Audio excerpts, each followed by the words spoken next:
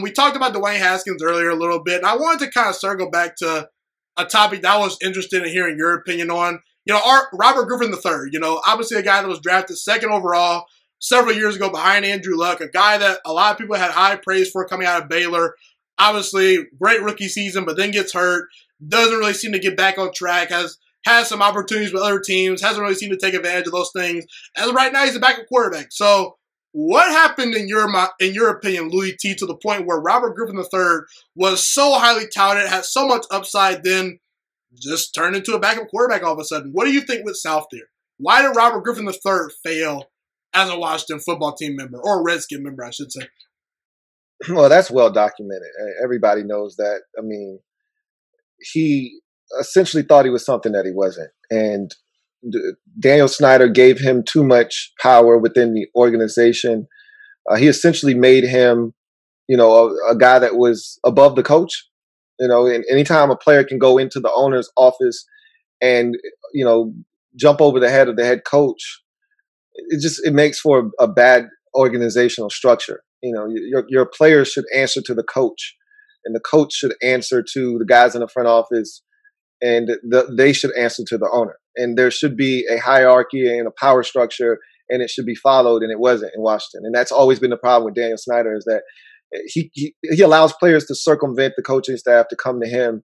And that was one of the biggest problems, was that Robert Griffin III thought he was better than everybody else on the team, and that he had preferential treatment, and that he shouldn't have to do certain things. He saw Kirk Cousins running a different scheme than what he was running, so he felt like he needed to be a drop-back passer, which he wasn't ready to do. His dad said, "You show me a running quarterback, I'll show you a loser." So, of course, if his son is hearing that, and he's preaching that to his son, and he's thinking, "I don't need to be running the football. I just got injured. I need to play from the pocket like Aaron Rodgers and some of these other guys," which he wasn't ready to do that. The Shanahans did a masterful job of putting together a plan for him to be able to assimilate his talents into the league and not rush him along. And they told owner Daniel Snyder that if we draft this kid, we need time to develop him as a drop back passer. He's not there yet. He's not even close to being there. In the meantime, let us develop a scheme that'll allow him to be successful, and we'll bring him along as a drop back passer. Well, after the 2012 season, he blew up. It went straight to his head. He brought in a list of plays that he wasn't going to run anymore, most of them featuring him using his legs. And the Shanahan's like, "Are you crazy, man? Get out of here with this nonsense." And the owner was like, "No, we're serious." Like, yeah, he didn't want to run these plays anymore. Like, it was a mess. And so he wanted to be more of a drop back passer. So they tried that. And guess what? He failed epically, because that's not who he is. And it's been chronicled. It's been well documented. I can't wait till the 30 for 30 comes out. We probably got to wait another 4 or 5 years. He's about to get a job as an analyst for one of these networks, more likely than not ESPN, and he'll do a fantastic job at it. But his NFL career is over. It's done. And he had an opportunity in Cleveland. Didn't work. Why? Because he's not good. He had an opportunity in Baltimore, and then you get the people that love Robert Griffin III to make excuses. "Oh, well, the half of the team was out because of the pandemic." I don't want to hear that. I don't care. You got an opportunity. You got to take advantage of it.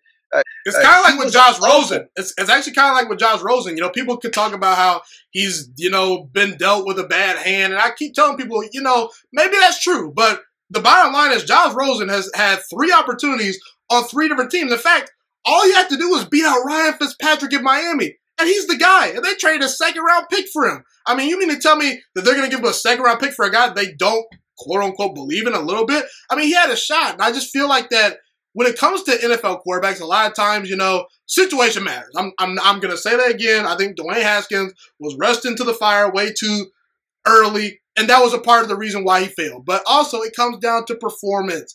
At some point, you have to perform. And I think that it's sad with Robert Griffin III. Maybe he doesn't, see bad times if the injury didn't happen, but ultimately, he had opportunities and he just didn't perform, His ego got in the way. It's ego. It's this self-fulfilling prophecy. He thought he was something that he wasn't.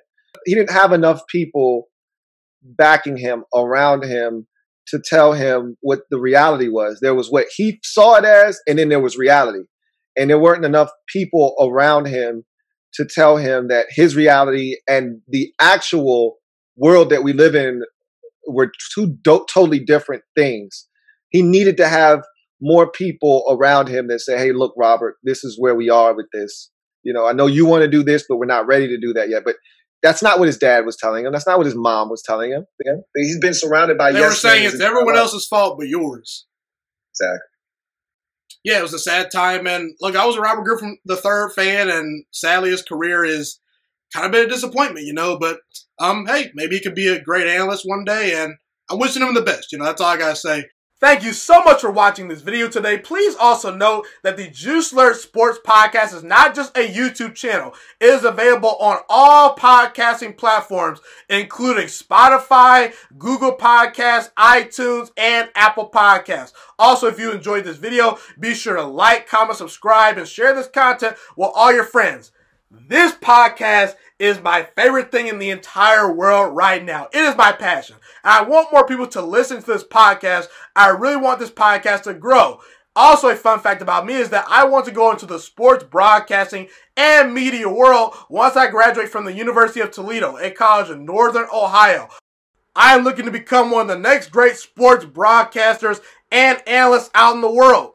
And I potentially would like to start my own network if this podcast really truly grows. Or if I fall short of that goal, I would love to work for a big-time network like ESPN or Fox Sports 1. I am open to all networks. So if you believe in my dreams and you see or hear my passion through the screen, be sure to tell all your friends about the Juice Alert Sports Podcast. Stay motivated, you guys. Have a God bless day, and I'm out.